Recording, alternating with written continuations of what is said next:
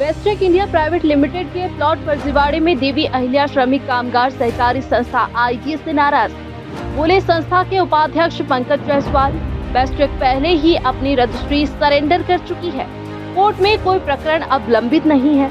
जिस 4 करोड़ 21 लाख की रकम संस्था को देने का दावा बेस्टेक ने किया था, इस रकम का संस्था को मिलने का कोई सबूत बेस्टेक नहीं दे पाई थी। जायसवाल का आईजीए पर आरोप है, आईजीए क्यों अब तक प्लॉट निरस्ती की कार्रवाई से बच रहा। इधर आईडीए सीईओ आरपी अहिरवार ने कहा, बेस्टेक और उसकी तरह के प्लॉट मामलों को हमने होल्ड पर डाल दिया है। अब आईडीए रेवेन्यू डिपार्टमेंट द्वारा तय भूस्वामी को ही हम प्लॉट देंगे।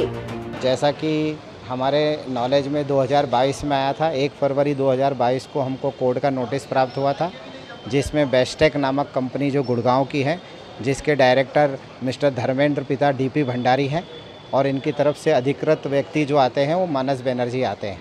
कोर्ट में हमारे को इन्होंने रजिस्ट्री सरेंडर करने का कहा था और इन्होंने पैसा कुछ 4 करोड़ 21 लाख रुपए की रजिस्ट्री में दिखाया है चेक से देने का, जिसमें से मात्र 1 करोड़ 21 लाख इन्होंने दिया था, जिसकी इन्होंने वापसी की मांग हमसे कोर्ट में करी थी।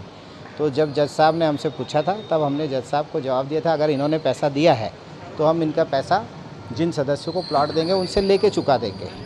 पर चूँकि इनकी रजिस्ट्री गलती थी और इन्होंने कोई पैसा संस्था में दिया ही नहीं था, जो हमने बाद में रिकॉर्ड में आके चेक करा, तो इसके बदले एवज में हमने इनको एक नोटिस भेजा कि अगर आपने कोई पैसा दिया है तो आप उसका हमें सबूत देवें।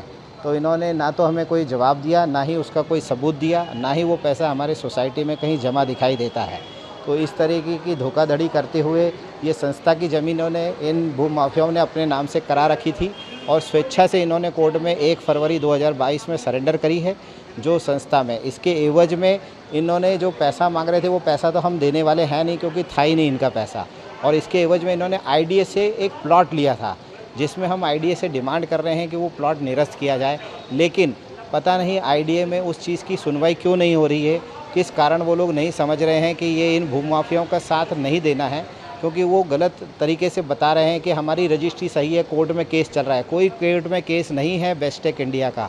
ये स्वेच्छा से रजिस्ट्री सरेंडर कर चुके हैं, रजिस्ट्री निरस्त हो चुकी है और रजिस्ट्रार ऑफिस में शून्य घोषित हो चुकी है, जिसका हमने आवेदन दे रखा है कि रजिस्ट्री शून्य घोषित करके हमें दी जाए।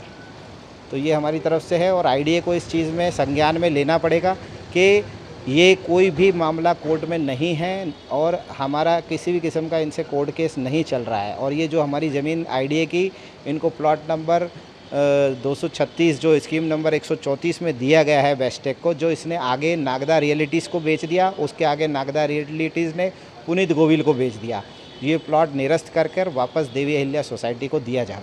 बेस्टेक का डायरेक्टर धर्मेंद्र भंडारी जी हैं, जिनका नाम रजिस्ट्री में आता है और जो गुड़गांव के रहने वाले हैं, और इनकी तरफ से अधिकृत पावर होल्डर मानस बनर्जी आते हैं, जो कि रेडिसन होटल के मैनेजर बताए जाते हैं।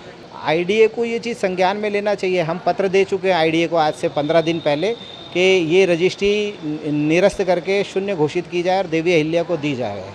नहीं, ये दोनों एक ही सर्वे नंबर हैं, बेस्टेक और क्यूसर हॉक, तो सेम दोनों के लिए है। उधर फिर अनुविभागीय अधिकारी से हम पूछ रहे हैं और जो भी रेवेन्यू डिपार्टमेंट का स्टैंड होगा हम लोग उसी अनुसार कार्रवाई करेंगे। जो भी एक्चुअल वास्तविक भूमि स्वामी होंगे, देवी अहिल्या सोसाइटी होगी, तो निश्चित रूप से जो भी भूमि स्वामी रेवेन्यू डिपार्टमेंट निर्धारित करेगा हम उनको ही प्लॉट देंगे। अब तब तक के लिए हमने अपना प्लॉट जो है उसको स्थगित कर दिया है।